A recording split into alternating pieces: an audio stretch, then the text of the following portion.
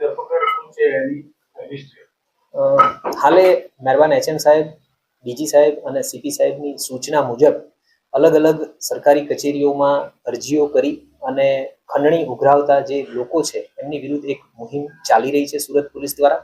આ મુહિમ હેઠળ હાલે એક વાત ધ્યાનમાં આવી હતી કે એક મનીષ નવીનભાઈ રાણા કરીને જે સો કોલ્ડ પત્રકાર છે, જેમનું સત્રમ ટાઈમ્સ નામનું મતલબ ન્યૂઝપેપર છે, એમના દ્વારા એસએમસી સાઉથ ઝોન અને જિલ્લા સ્વાગતમાં અરજીઓ કરી આ જે ફરિયાદીઓ છે એમના બાંધકામ તોડાવી નાખવાની ધમકી આપી ખંડણી માંગવામાં આવી રહી હતી.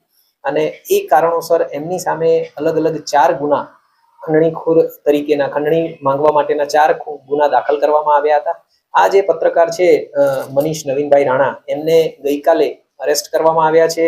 જે ઉધના પોલીસ સ્ટેશનમાં 598/2025 થી જે ગુનો નોંધાયો હતો એ હેઠળ એમને અરેસ્ટ કરવામાં આવ્યા છે અને હાલે અત્યારે એમની પૂછપરછ ચાલુમાં છે. સર, આરોપી જોડે અન્ય કેટલા લોકો સંડોવાયેલા છે અને જે છાપા ચલાવે છે તેનું કોઈ રજીસ્ટ્રેશન કે કંઈ છે કે કેમ? હાલે મેં કીધું એ પ્રમાણે કે અમારા ધ્યાનમાં આવ્યું છે કે એમની જે ઓફિસ છે ત્યાં એ પ્લાસ્ટિક બેગ બનાવવાની કામગીરી પણ કરી રહ્યા છે અને આ ઉપરાંત આ સત્રમ ન્યૂઝ નામનું જે ન્યૂઝ લેટર છે એ ચલાવી રહ્યા છે. એ બાબતે અમે વધારે તપાસ કરી રહ્યા છીએ કે એમનું એક્રેડિશન છે કે નહીં, રજીસ્ટ્રેશન થયેલું છે કે કેમ.